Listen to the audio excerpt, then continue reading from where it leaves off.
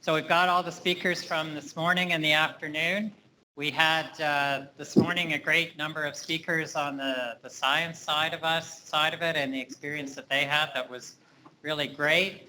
And then this afternoon we had a good number of farmer speakers from a variety of experiences, and it was great to hear them talking about the three pillars of soil health, and especially with the focus on soil structure and soil biology that we talk about quite a bit. It was also good to hear them talk about a systems approach. It's not just the equipment, it's not just the tires, it's what you do from a crop rotation perspective, using cover crops and the roots there, as well as drainage and residue management. So it was really good to hear that broad spectrum covered. So with that, I see Ted's up here ready with a question, so go ahead, please. Well, first of all, I'd like to thank our guests from the U.S. I know you're disappointed not being at Trump's inauguration today. But anyhow, thank you for the presentation to each of you. I've been an organic farmer for 25 years on a sort of medium light sandy soil. What impact does organic farming have on soil compaction as, like, say, I'm organic cash crop, so compared to, say, the heavier soils, does the methodology of organic farming sort of minimize soil compaction? That's for anyone.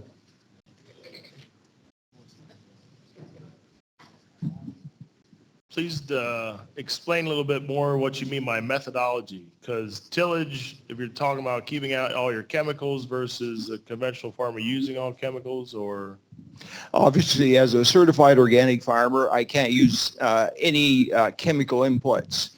I moldboard plow, I have a crop rotation, cereal grains, and I grow organic black turtle beans and soybeans, spelt, rye, and then I leave 20 to 40 acres set aside every year into second year. It's originally was double cut red clover, but I was losing my clover stands because of dry summers, so I started adding in yellow blossom sweet clover, and then more recently some alfalfa into the mix. And surprisingly, like this summer, we were very, very hot and dry. And when I was combining, there was almost nothing there, but by fall time, stuff magically appeared.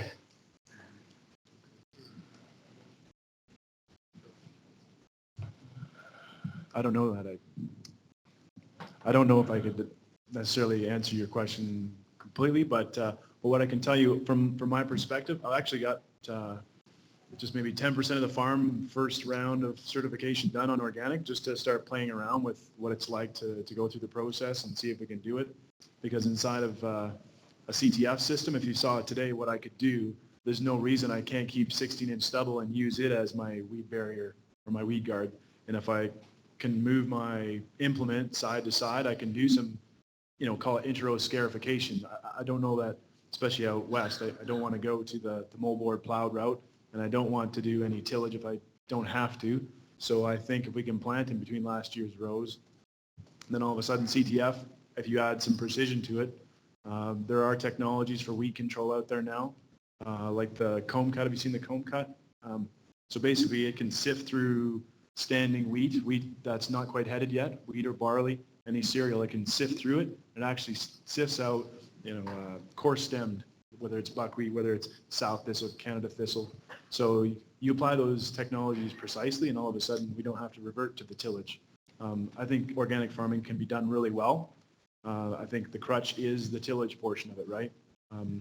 That's kind of what you're dependent on for weed control. So if you can figure out the weed control outside of tillage, I think organic farming has got a great future. I just think it needs to step up. Like it has the ability to step up with some precision technologies. So I tried rolling rye on a small acreage, and I found that weed control was could be a problem. Okay, over here. Sorry, I'm just going to cut in over here. Okay. Quickly, from our friends in Earlton, the question is, can tillage radish help eliminate compaction, and can they float?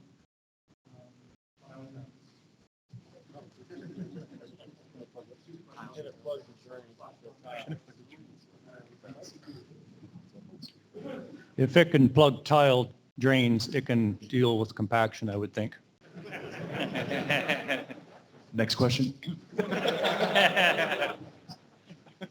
Yeah, the roots can go down, but if it's really hard compaction, it's like any other root. It's going to be hard for those roots to get down through. And there has been evidence of plugging of tiles with solid stands of tillage radish in fields. Some of those cases, though, where there was already some issue with those tiles as well. Okay, over there. My question is directed to those planting green. How are you dealing with slugs and wireworm and that type of problem? One of the issues why I started planting green about 7-8 years ago, we were desiccating fields to make them brown because we felt that the green was attracting our harmful insects. And worked with John Tooker down at Penn State University. We brought him out one day about 8 years ago and told him we'd make him a millionaire if he'd help us figure out where slugs were coming from. So far, he's still waiting for his check, but he's been a real asset to helping farmers across wherever about some slug issues. But what he has found is he actually has pet slugs and that, and he has slugs in laboratories watching what they're doing, their habitat. And we found that planting green has been a huge success in just being a deterrent. The slug doesn't care if it's soybean or a corn plant. They're just after the protein. So anything green that's still growing or was green that's now sprayed, it doesn't know that it's sprayed yet until it's dead and brown.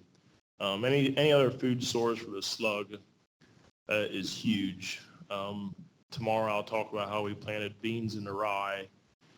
And our beans and our rye grow together for about 20 days, and then I terminate the rye afterwards just to help deter the slugs. But back to wireworm and such. We pulled out our broad spectrum herbicide, insecticide about 7-8 years ago, and have no issue whatsoever with wireworm and cutworm. This past year we did have a little issue with some armyworm that we did use an IPM approach, which is integrated pest management, just scouting our fields and keeping an eye on it. I think I heard John Tooker say a couple of years ago that slugs actually prefer the rye to the corn or soybeans. I think he's been finding that in a lot recent research. So having that they're green, they go to that first. Okay. I was going back to the compaction issue. I've noticed that there is a fairly large cash cropper in my area that does not run buggies beside his combine.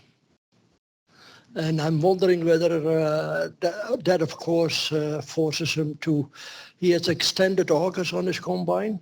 He has the tractor trailer loads sitting right on the road. He shoots the corn right from the combine into those tractor trailer loads. Of course, it slows down his combining speed per acre, but have you guys done any economic study on the impact of soil compaction caused by a buggy versus unloading on the go and slowing down your combine? And then the second question I have, quite a few dairy farmers in my area spread manure in the summer, and it's said if you spread twice manure and you harvest 3 times, that you hit every crown of alfalfa with a piece of heavy equipment. What is the economic loss of that? On the first question about using basically a grain cart with a combine, I think part of it depends upon how your fields are organized, where the trucks are at in terms of being able to get to them and unload, and also it depends somewhat on the harvest capacity of the combine. And I guess what I want to say is if you take a Class 8 combine today, in good corn, you'll harvest 100 bushels a minute. Generally, the grain tanks are 350 to 400 bushels, and it takes about 2.5 minutes to unload the grain tank. So if you're spending any travel time at all from the field to the truck to unload with the combine, your combine efficiency is basically cut to about 50%. Now, having said that, I'll let Andrew talk here in just a minute, because at Northwest Ohio, they have an operation where they unload at the ends of the fields into trucks. And again, it depends upon the way the fields are set up and the way that you're organized. Now, I'll also share another situation with you where we worked with a farmer in Kentucky, and to get to his field, you had to cross the river. And in his case, you went through the river, okay? Now, the other thing is you could have driven around 30 miles the other direction if you wanted to do it by truck. And so again, part of it depends upon how you're set up, how your fields are organized in some respects, in terms of the economics. Andrew, you want to talk a little bit about your situation at home? So on our family farm at home, we've been farming the entire life of the farm. We're on our third generation farm, and we have never ran a grain cart on our farm. We have a 6-row corn head, and we actually dump on the ends. Now, it's pretty convenient because most of Northwest Ohio is flat and one mile section. So it's really easy to make it to the other end. Our largest field's 160 acres, but it's a half mile long. So most of the time we can make it to the other end. And even if we don't, if we can only make it, we can actually make a full round with a 6-row in our fields. But if we don't, we actually put wagons on the other side. We have actually dirt paths or something on the other side to get to that. So we've had quite a bit of success at that. And we were over here discussing everything else matches. So we have 30-foot planters, both corn and soybeans, and a 30-foot draper header. So everything sort of matches up, but we've had no issue with, it slows us down, but we just sort of work back from our grain system to our dryer back to our combine. And right now our combine is matched with our dryer. So we're fine and had no issues. Anyone else have a comment? Oh, the manure? Ground damage to alfalfa, wheel traffic. Yeah, so actually I'll speak a little bit with this because we have a custom harvesting operation. We used to grow alfalfa before we went away from alfalfa. We actually did a lot of slurry tanker, and it came in after every time we cut hay, and we put manure on every square acre, ends and everything. And we actually went away from that at the end of our time there, mainly because we were having so much yield loss. We actually went to drag lining, and we also had a lot of liability with tankers on the road. So it was actually more efficient. We had to have less drivers, and we were actually pumping manure up to 5 miles away from the lagoon.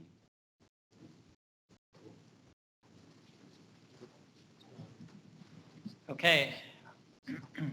This is a question for Steve. Just with your controlled traffic system, curious on what your footprint is on your tram lines in terms of, do you have everything sized at a certain size, and as well in terms of the size of tires you run on your combine? Do you plant into your tram lines and then just drive over and not worry about harvest, or what are you doing there? I leave my my tram lines empty for now. So each piece of equipment, they do have differing tire sizes. So my footprint is 17% is what I give up. But on the tire sizes, because of that old Steiger that you saw, it's on 23/134, so 23 inches wide on the four-wheel drive, and the air cart on the drill, they're just 18-inch tires, and then you've got combine tires. They're 30-inch. So I'm planting on either side. So I'm leaving one shank I've got shut off, so it's not putting any seed or fertilizer. In fact, there isn't an opener on it. So I am seeding on either side of the tram line, and I'll move kind of in and out. As I said, I move that drill side to side. So I just move it 2 inches inside that tram line or 2 inches out. So I try my best not to trample any rows when I'm spraying. So on their combine, you have 30-inch Yeah, tires. they're 30-inch tires, yeah. Is your tram line 30 inches then? No, it's 24. So the majority of the weight is being carried in the center, right? The outside of the tires aren't carrying that much weight. Yeah, so it doesn't. The one picture you showed where you had a lot of erosion because it was up and down a slope. Was that just a laneway, or is that? Just a laneway. That's not typical in your other tram lines then? No. And that's a function of keeping residue. So I'll have wheat residue on there for 3 years. Again, back to that 12 inches of rain. 15 inches of rain sometimes. We can have that residue stick around, especially when you keep it taller. We will eventually flatten it, So it just takes longer to break down. So there's always plenty of residue. Yeah. Another question for Steve. Okay, you showed that one slide where your neighbor with the sprayer was going to help out, and he sunk in pretty good. Typically in no-till, we think that it holds equipment up better. So do you think that it's a controlled traffic part that's giving you that part, or is it a no-till, or is that something specific to your soil? It's a bit of both for sure, because it is a cracking clay. It does have the ability, like much more than sand. It's 70% clay. Like it's a high clay content and type of clay it is. So it does swell and contract a lot more than other soil types. So yeah, again, it was under no-till before I took it on that farm. And again, with no-till, we are compressing that soil, and there's a lot of roots underneath. You're not disturbing it, or you're disturbing it very little. So you have a really good footprint, but it's not until you stop driving over it to see what, that's the only thing we've done differently, right? We just stopped driving randomly. So yeah, the porosity has just increased immensely. So as soon as we do jump off, now that's under a wet soil, which it typically is, but that's under wet conditions. You drive off the headline like that, and they do sink down. So if it's drier conditions, you won't see that kind of severity. But yeah. Thank you. Thanks. Okay, are there other questions? Excellent discussion this morning. Thank you very much for sure. Glad to be part of this. The farmer groups, just a question about all the different seeding applications that you've had. Are you finding any differences with your closing units, a large wheel versus two narrow wheels, or is there anything there that anybody could elaborate that they've had problems with or would recommend? I felt like I was at NASCAR this spring. We've been running a Martin Spader closer wheel for years, and of course, about 8-10 years ago, we adopted the Martin Till system. Loved it. Lived it for quite a few years. Didn't like the erosion that we were getting. Is another reason why we went to planting green. Really stopped a lot of end row erosion and stuff. But again, we're changing our management of our soils with what we're using with cover crops. So your planter needs to change too. And it's hard to get that through our thick compacted heads that we need to buy another piece of something for our planter again. And what's funny is I had some gentleman down from New York looked at my planter 2 years ago, and he said, your planter almost looks naked, because what I bought on my planter 10 years ago, I stripped about everything off of it. And my planter this year going forward in the spring is going to be just about back to factory settings with a solid closing wheel planting into some of these covers in that. But we can do that now. Why did we adopt those pieces and row cleaners and spaders before? Because of our soil conditions. Now we've changed our soil conditions. Now we have to go back to our old ways of able to close the seed trench better, because we have a nice mellow seed bed, and we just need to keep things closed up.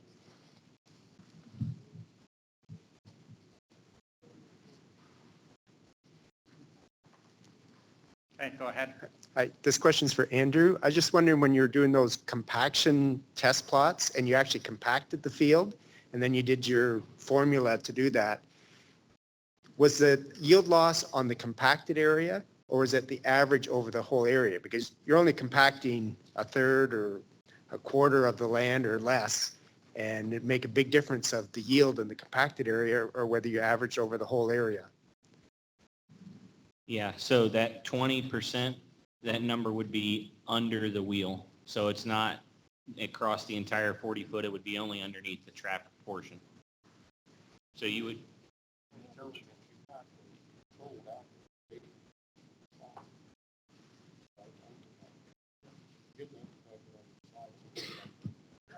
yeah. So if you looked at the slides, you'll have to go back into the deck, but I have the control and the compacted actually broken out, and that compacted area is only the attributed portion which we drove over. A question for the people from Ohio State. Have you done or are you aware of any research which indicates which cover crops might break up compacted soils or hard pans faster and more effectively?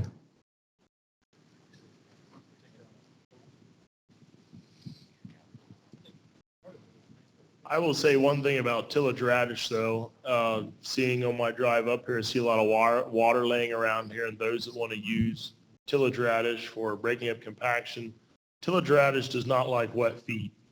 That was one of my first misconception a couple years ago, and I planted them in all my low wet fields, even after wheat stubble. They did not like it.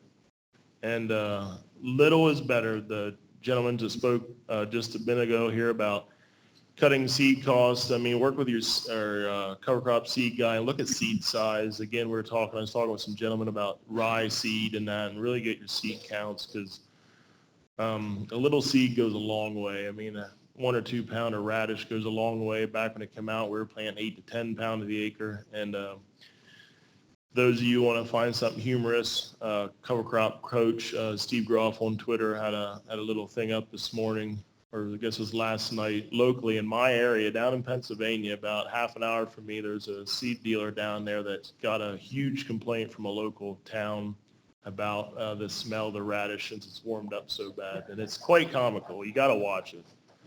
But I know there's been a lot of work with ryegrass, and that's something I have not worked with myself. So I'm not going to talk on ryegrass. Well, two things from my perspective. We've been using turnips on our farm, but the big thing that we've found for us is it depends on how it works into your rotation. Meaning, we've had some poor performance if we try to get it into corn late in the season. We just can't get it established and get it going to get the benefit of the turnip growing and et cetera. So we on our farm, we've turned to using it as more getting it planted early August behind some of the crops that are late spring, early summer harvested, and we've had much more success. We've got irrigation on our farm, so we've got a little bit of advantage to get it up and going, but we've really seen an advantage to breaking up, especially the surface compaction, and a lot of that stuff gets down 12, 15 inches easily in our soils, the kind of soils that we're doing. So we've seen advantage. We are using rye too on our farm, and just straight rye, and it's been very advantageous in some of our tougher soils, some of our knolls to help break up that surface compaction. It kind of has happened either through naturally or through some of our loadings that we've talked about today. The big thing with rye is talked about, we've been very successful to plant into it, either green or if we get into some of our summer crops, we'll actually desiccate it and still be very good. But it's been very good on the surface compaction. The only thing that we've run into on the turnip side is it depends on if you're doing a little bit of tillage prior to planting. But sometimes if you let that over winter, it kills, and you let it over winter. Next thing you know, next spring, you put your planter in, you get these big kind of potholes out there, and you're dropping seed down in there. We've had a little bit of that in our experience happening, and so you got to deal with that. So it's working, but the only other thing is like the little potholes that it makes once it starts to degrade in the spring prior to planting. Thank you. And red clover seeded into the wheat, the roots certainly go down pretty far. Sweet clover as well can put roots down depending on how much time it has. So a few other cover crops as well. Yeah, absolutely. Okay, go ahead. This is for Roger or Lucas. Is there a reason you're dropping your fertilizer on the surface as opposed to banding it beside the seed trench? This is one of those cases where you kind of find research to justify what you want to do. A couple of years ago, we were trying to come up with a better way to apply nitrogen with our planter, and considered a little bit strip till unit with air cart and all that, and got kind of stingy with our money and said, no way, we're not going to spend that kind of money. Considered attachments, an extra attachment, put on the planter, $1,500 a roll, whatever, said no way again. And then would have been another pump and another tank and so on. So What we did then was decide to go with $40 attachment to put it out the back. And we use the same fertilizer system. We added another little tank for just more capacity, so we have it matched with our seed fill-ups. So we're blending starter and fertilizer, or starter and nitrogen, sorry. And there's a probably somewhat unknown research paper out of Minnesota that actually supported that kind of fertilizer application. And so I kind of decided what I want to do, then I found the research to back up what I wanted to do. What he said. No, but I just, I don't really get in arguments, but same thing. My planter was new 12 years ago, and I wanted to last for a long time. And within 3-4 years, even with a Kinsey heavy coulter, I was still getting splashed back on my planter. Drove me bananas. My planter, $120,000 planter, looked like a $50,000 planter even after I washed it every 2 or 3 days. Same thing, find the research. We're still growing 150, 180 bushel corn with only 90 to 120 pounds of N. Am I losing it? No. So I'm sticking with my research. Anybody else can spend the $300 a row on their planter, that's fine. I'm not going to argue with them. That's just what we're doing, so. Okay, next question. Well, I'm going to try for 2 questions again. Maybe we have time, maybe we don't. My first question is to Lucas. You're planting green, both soybeans and corn, into rye. You're a lot more heat units than we do, but what are you doing for weed control? I didn't hear anything about weed control, so I'm assuming you're not doing anything. Well, unfortunately, I only had 30 minutes to go. I should have probably used my whole presentation from that I'm going to use tomorrow, but I didn't feel it reflected on compaction, which, but I am using a herbicide program with my corn and beans. My corn program is spray afterwards. We're using a quart of Gramoxone, a quart of Bicep, and 2 ounces of Bounce Pro is what it was. And doing a little cleanup afterwards, if needed, with just Roundup. On our Roundup Ready corn, my non-GMO corn, we didn't do any second pass at all. My bean program the last 3 years has been kind of unique. Again, we talking about planting green and keeping slugs away. We started by accident. There's a friend of mine found that you can spray Canopy EX on rye. It stunts it but doesn't kill it.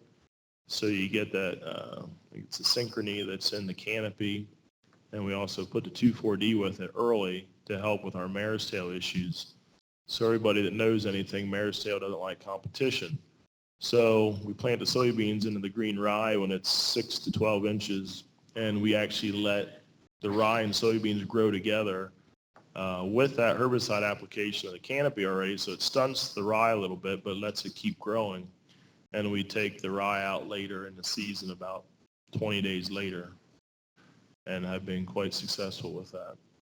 So if you're rolling with the planter, as I saw there, I didn't see it on the soybeans, only on the corn, but are you getting regrowth of the rye when you're rolling it? It's almost heading, isn't it, when you're doing that? Yep.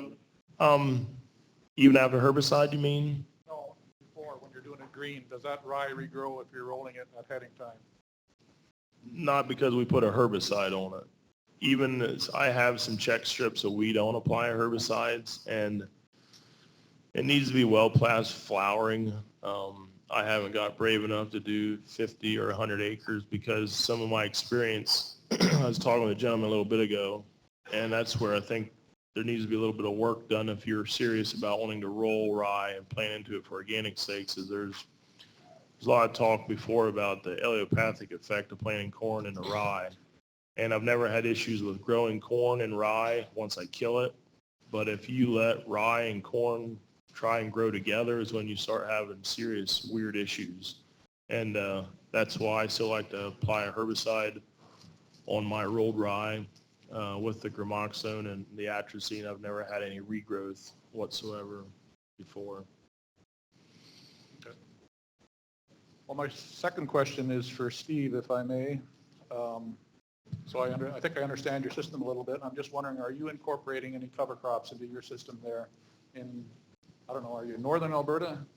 Yes, I'm pretty north. Yeah. Well, we're in a fairly short heat unit area in Ontario, and I Okay, came yep. from a much longer heat unit area, which. So no, not at this time, but it's definitely on the radar. And it's one of those things how we fit it in, because it's really about if we're going to plant covers, the time of year is likely going to be July, August. So it's about figuring out how do I get in there and plant it. Because broadcasting on the surface, again, it's got to be drilled, I think. Any of the gentlemen I've talked to, planting covers, broadcasting on the surface in our area is just, if we don't get the rain, which is typical, they're not going to grow. So you got to get them into the ground late July, August, which is challenging, but it's definitely on the radar. I'd love to have something growing. Again, we're 110-day growing season, so first fall frost is usually around that September 10th. Our first frost in the spring is about May 15th, so we're usually planting late April, early May, and the frosts usually subside, but we can get a frost every month, really, at that elevation. It's wonderful, but at the same time, so relay cropping has really got my attention. So if I could figure out a way to grow winter wheat and then plant soybeans or something, or even peas or even fava beans between the rows, like in a skip row alteration, I think that would be great too. Yeah, because two crops in one season would be a dream. Other questions? Oh, no, not Ian. Yeah, look out.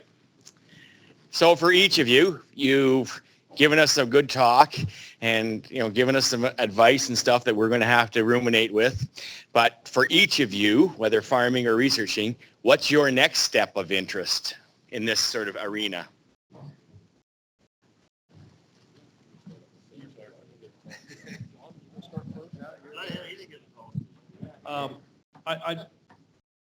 One of the things we have to do is get a better handle on the conditions in the field that are going to cause the compaction events. We talk about moisture a lot, but really what's the threshold in some respects? And then more importantly, what are the loads that really cause that kind of damage?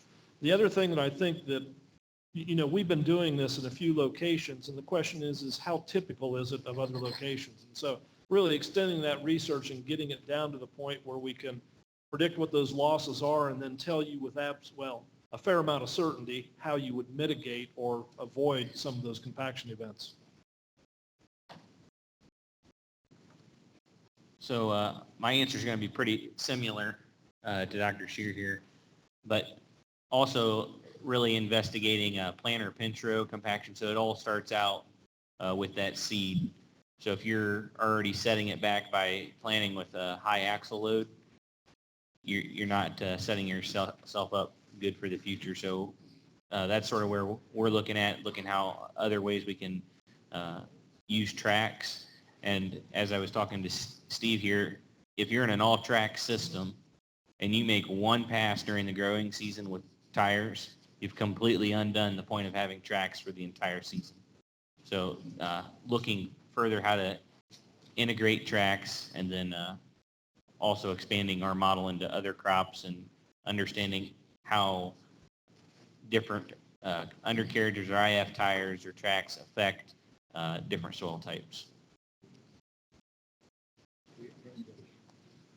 The only thing I would add is I think we're adding in, when we talk about the systems that was alluded to earlier, I think nutrition, accurate placement relative to the seed, that's something we're adding into on top of this. Again, I think we think about filtration, compaction, but mineralization, understanding that and doing that on a variable rate, we're really conscious about nitrogen on spatial and temporal variability. So some of the conversations we had yesterday, Ian, are complementary to this discussion as well.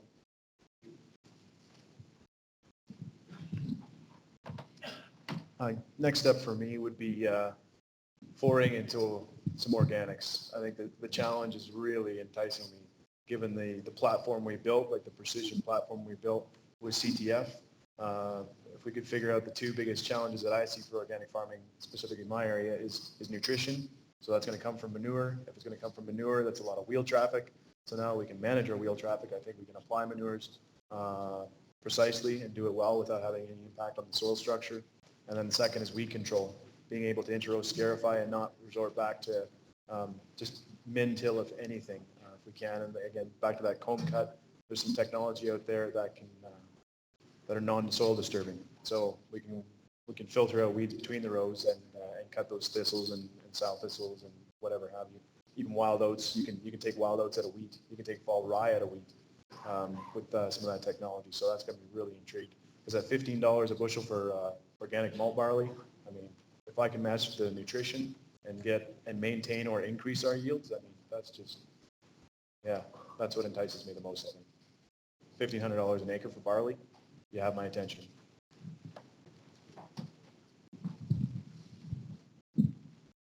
What I want to do next, Ian, I haven't figured out this planting green thing yet. Roger likes to talk. He wants to say something. My goal is to achieve 25 bags of dry beans, just like my brother. More realistically, the way we're handling our weed control with spray it as you see it, I'm going to have to spend a lot more time crop scouting because these cover crop species that come back or the old enemy lamb's quarters, we've got to catch them early because I'm not going to sacrifice final yield just because I was too lazy to get out there and check. And so being we don't have a $50 program down on our beans or a $40 program down on our corn, we've got to be out there scout. So I bought a four-wheeler first of the year. I'm going to use it.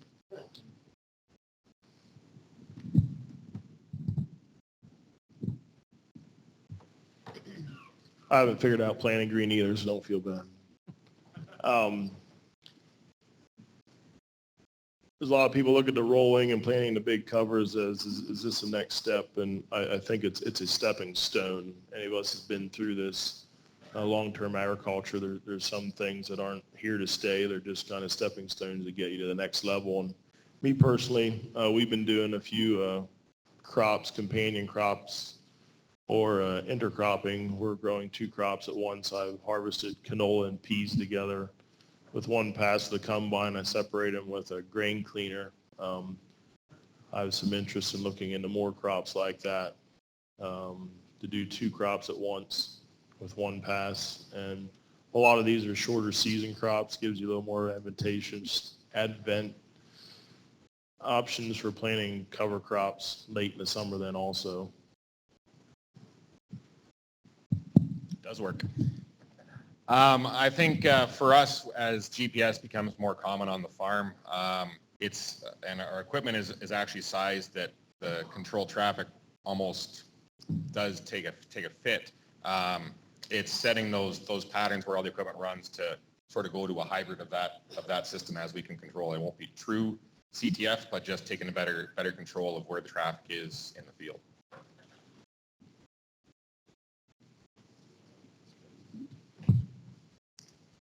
Hey, Eric? Just a couple of comments. We've heard the term tillage radish a few times. Tillage radish is actually a brand name that was come up with by Steve Groff in Pennsylvania and belongs to Cover Crop Solutions. The correct term really is daikon radish. The second thing is there always are comments when cover crops are mentioned about plugging tiles with roots. There isn't a crop you grow, I don't think, that won't root the 30 to 36 inches that your tile drainage is down. There will always be roots in your tile. The only problem in our experience after 15 years of mixed covers and 35 years of cover crops generally and 45 years of crops is that the only time you'll get roots plugging a tile is when there's a problem with the tile, whether it's a poor joint, deflection caused by compaction. Back in the old days, we used to pull plows around or with big tractors or somehow or other there's a stone on top of it. A poor joint where it joins the main.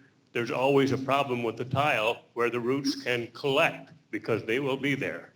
They will always be there. But if you have a problem, and we grow up to 3 pounds of daikon radishes in our mixed cover, we probably unplugged tile a dozen times on our 1,000 acres over the past 15 years. And always there was a tile problem, and that's why the tile was plugged.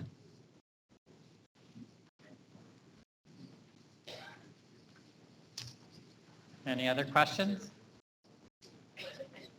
Ian? So on the opposite front, if we want the people in this room who have come here to get ideas and to look at how they're doing things and think outside the box a little bit, we're telling them where to go and types of things to do. Again, back to each of you, recognizing that everybody's in a different place. What is your warning of what they have to watch for? What is the thing that's most going to stab you in the back as you try and make the next step?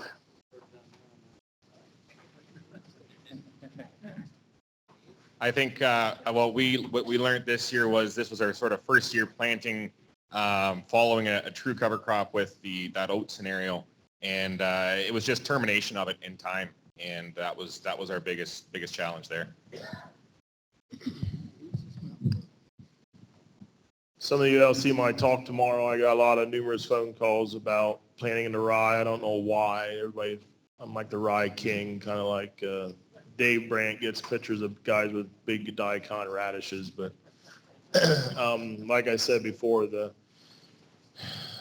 down in our area, the NRCS of the world, the governments of the world started out promoting cover crops and planting 2 bushel the acre. You need to do this, you need to do that because of great soils covering the soil, but they didn't really follow through very well and see how this worked down the road. When a gentleman applies 8,000 gallon hog manure or 4 ton of chicken litter, it turns into a real mess in a hurry. And fortunate, there was a few guys that called me when their rye or wheat was only knee high rather than waist high, and I told them to kill it and kill it now because it was going to be a royal mess.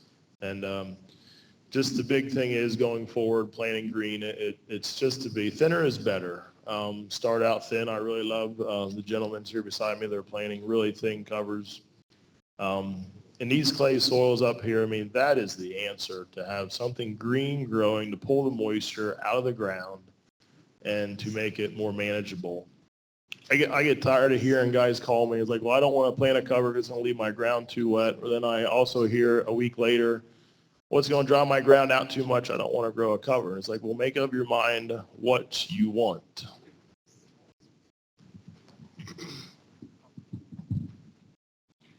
My biggest piece of advice, I think, would be to do research. Years ago, when we switched to no-till, we spent a lot of time researching, talking to a lot of people, listening to a lot of comments, doing a lot of reading. And same with planting green. 2 years ago, we heard some zealots talking about planting green and so on. And we went home and literally spent weeks researching on the internet and various places. Is this real? What's happening other places? What are other people's experiences? Is this person's success? It sounds good, but is it real? And are other people experiencing the same thing?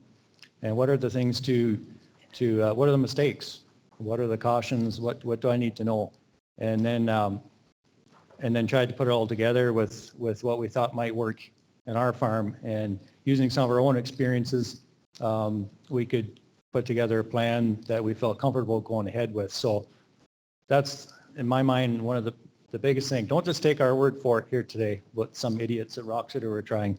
Just, you got to make sure you do the research and feel comfortable with what you're going to do. And the research is out there, the experience is out there.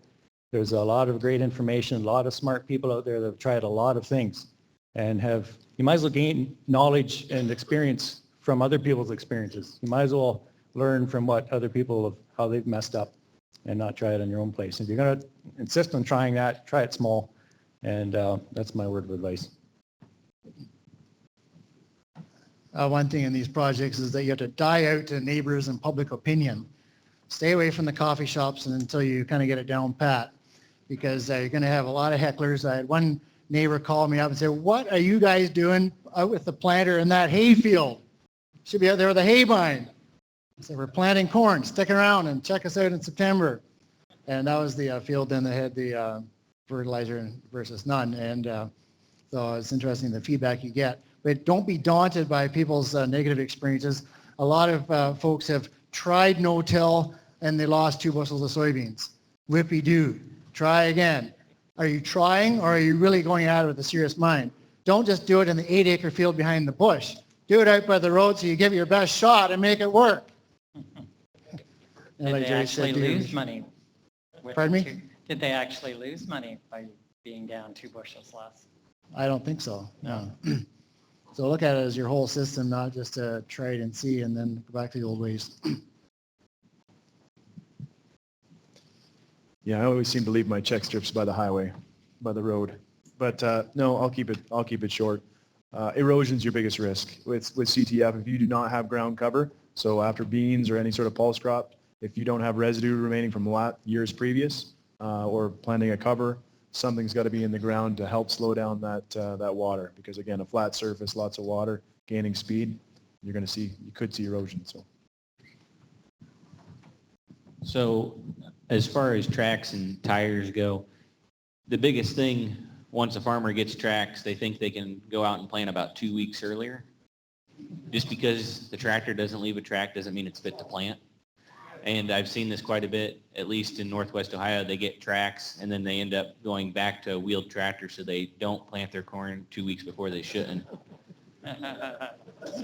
So just because you put tracks on something doesn't mean you can go out and do it quite a bit earlier. Well, and I'll leave everyone with this because we're on the same boat. From Ohio to Michigan and Ontario, we all made a deal here that we're going to reduce the runoff by 40% by 2025. Every one of us recognizes that in this room, that we made that deal with our Environmental Protection Agency. My question for everyone, as we speak about not only the systems, but in 2025, the probability there remains issues with Lake Erie is pretty high. So as we sit here today, all of us in agriculture, what's going to be our response? What are we going to hold up? Not because we're up here saying this is what to do or try or et cetera, but what's going to be our response to that to prove to the public that we're being better stewards and we're doing the good work that we're talking about here today? We're going to have it. What's going to be our evidence, okay, to prove that we held up our end of the bargain, but yet there's still an algae bloom out there. So I'll just leave with that.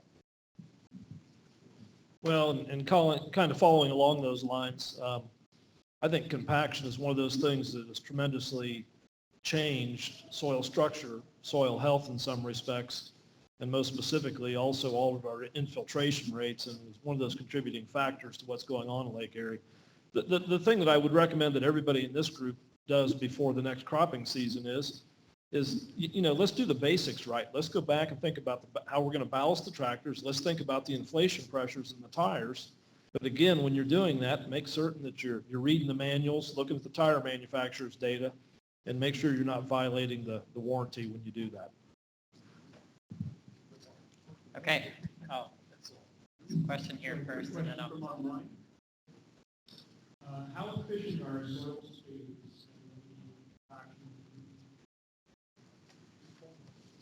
Can you say that again? How efficient are soil speeders at eliminating compaction?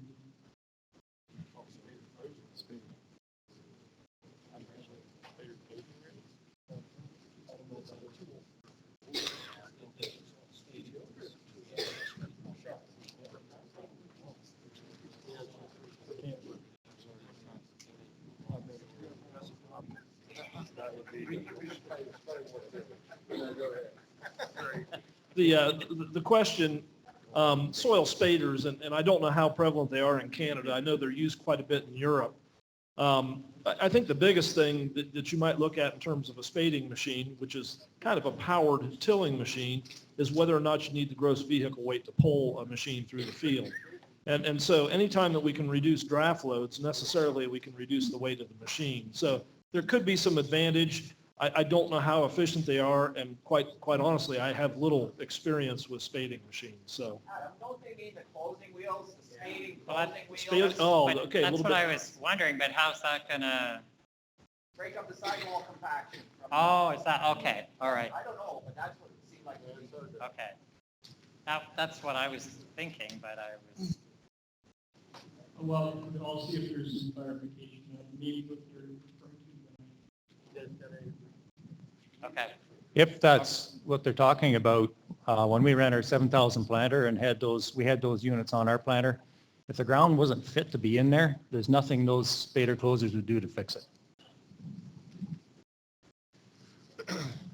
I know, like you said, if it's too wet, you shouldn't really be out there. But I know, as I've heard numerous times here about how no-till has some no-till conditions create more moist environments. Is why we went to not closing wheels, gauge wheels, and went to the spader closing wheel to try and alleviate making compaction once we planted. What's kind of funny though is they definitely worked in that situation, I feel, for alleviating, not creating the sidewall compaction, I guess, not really alleviating it, but they have their place. But they still, it's like the same thing as putting tracks on. Just because you have spader closer wheels doesn't mean you should be out there when it's muddy. Okay, question from the floor? Yes, my question is relating to planting into rye with a rye roller. And what we've been told is there's got to be some precise things happen. You got to have the proper weight of roller, the proper pressure, the proper timing, and the proper staging of growth. And I know my hearing isn't real sharp, but I don't think I heard anybody really address those issues. May I ask where you got that information from?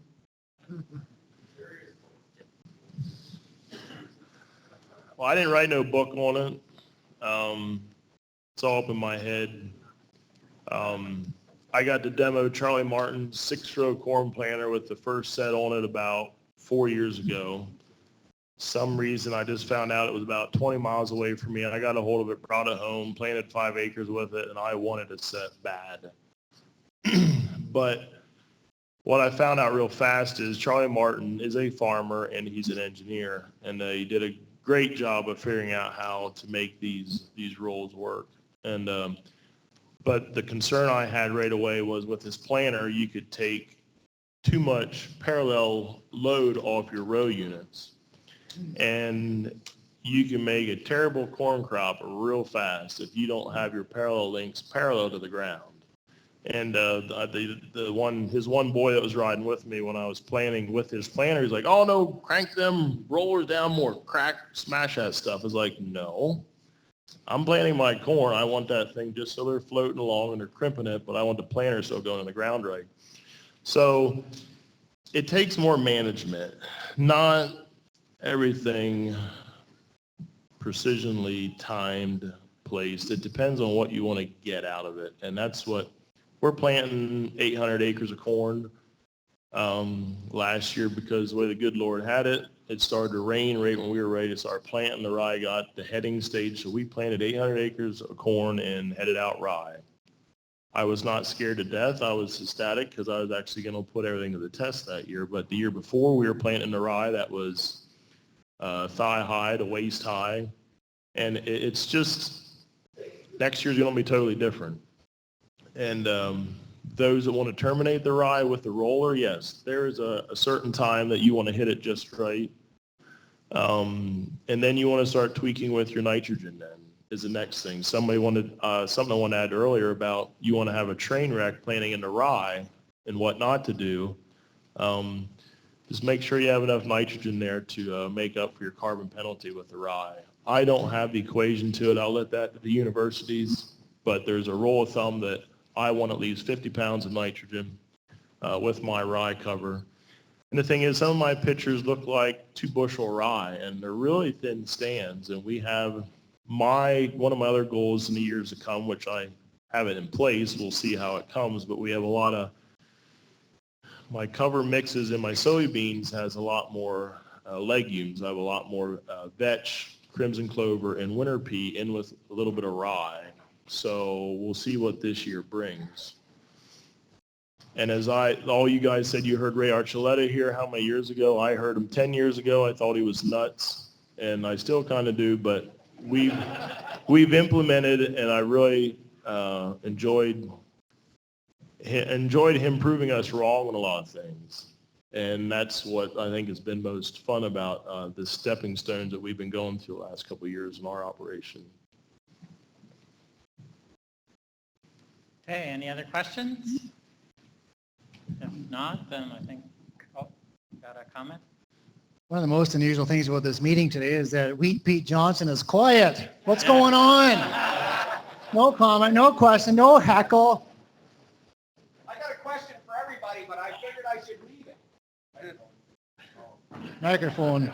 Let us have it. Run us through the gauntlet here.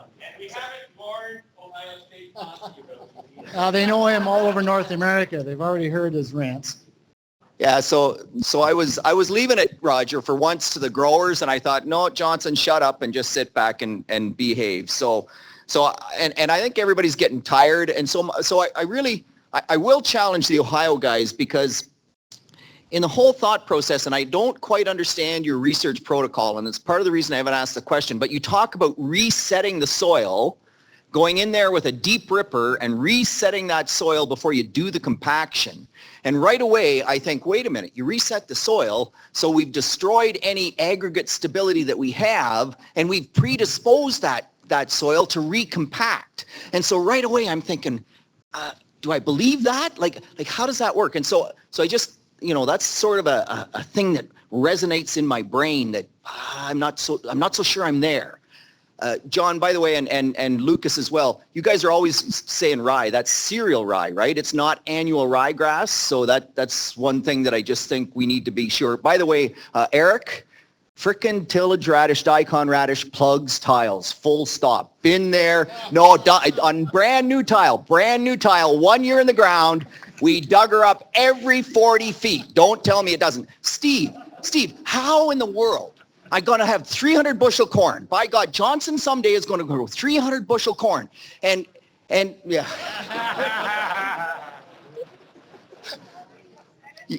Yeah, exactly. What can I say, Rosemary? Anyway, so how do I make that work? Because 100 bushels a minute, right? A 400 bushel bin, it's full in 4 minutes.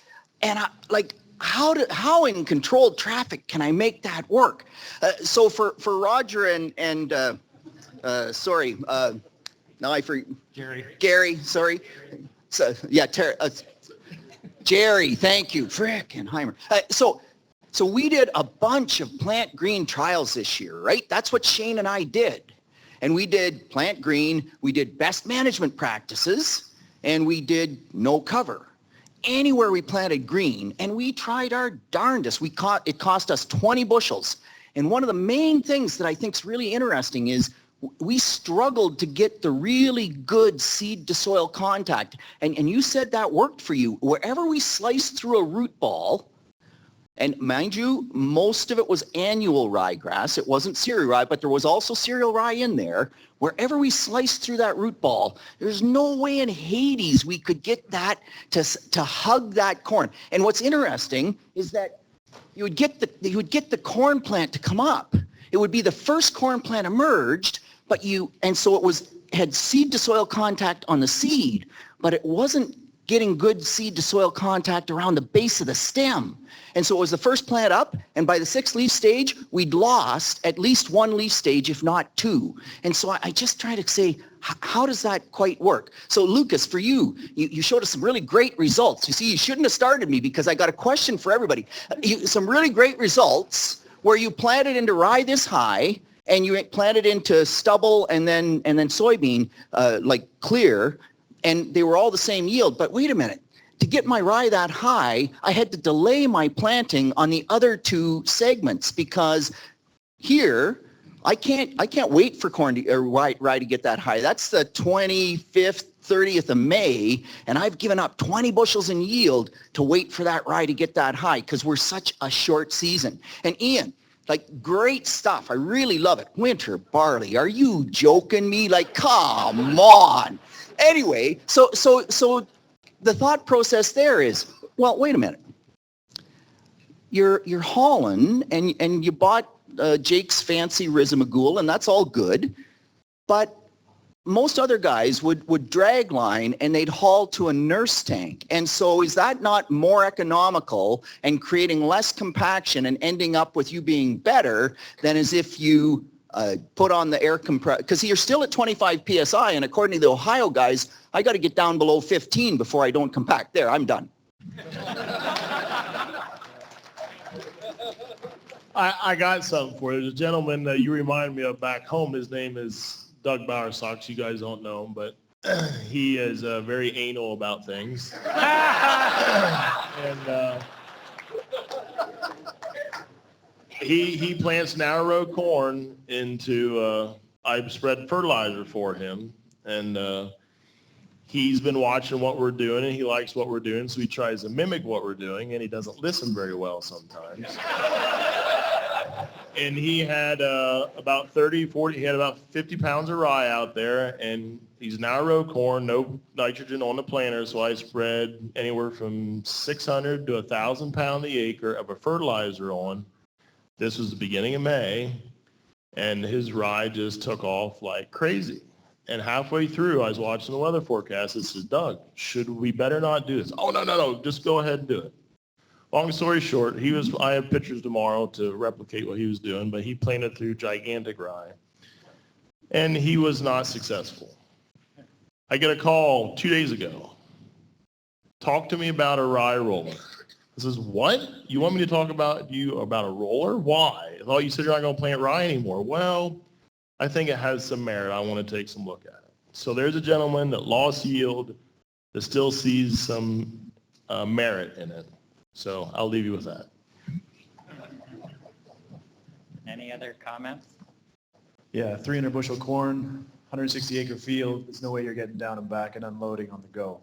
So what we do in our case for barley, 130 bushel, 140 bushel barley, is we'll cut our fields into quarters. So that 160 becomes 40 acre chunks. So you do effectively have call it a temporary or a headland halfway through. Instead of having two headlands, you now create sort of a temporary headland halfway through that field. You cut it in half. So 40 acres down and back, that's just about 2 acres. So you can get down, augers on the other side, and you got to unload on the go. So it's about splitting it into chunks.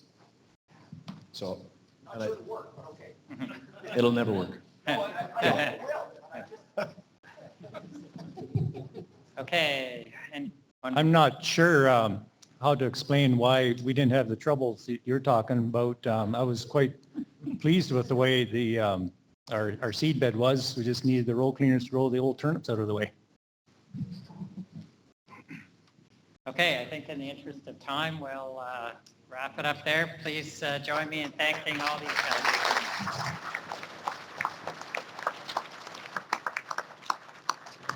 Okay, so just a couple of seconds before you run off. In good 4-H fashion, could you please be helpful and help clean your tables off? I had fresh garbage cans brought in on the far side of the room. Anyone that's paper and stuff that we can recycle, just leave that on the desk. But anything that's garbage, please get rid of. I am thrilled with the day. I hope you are. I want to say thank you to all our speakers for a tremendous job. So on behalf of the group, everyone, thank you so much. Tomorrow is Farm Smart. I hope we see you there. You are going to be getting an email with an electronic evaluation for today. Please fill it out. It is your day. What is it that you want? I have tentatively booked Kevin King from USDA ARS in Ohio to come and talk phosphorus. But if that's not what you want to hear, give us the ideas of what you do want to hear. Okay? Thank you to our two sponsors here today, Stratford Agri-Analysis and the Cray and Brink family with AgriBrink. Thank you to the Farm Smart team for all the hard work they put into putting events on like this. And please drive safe, and we'll see you next year. Thank you.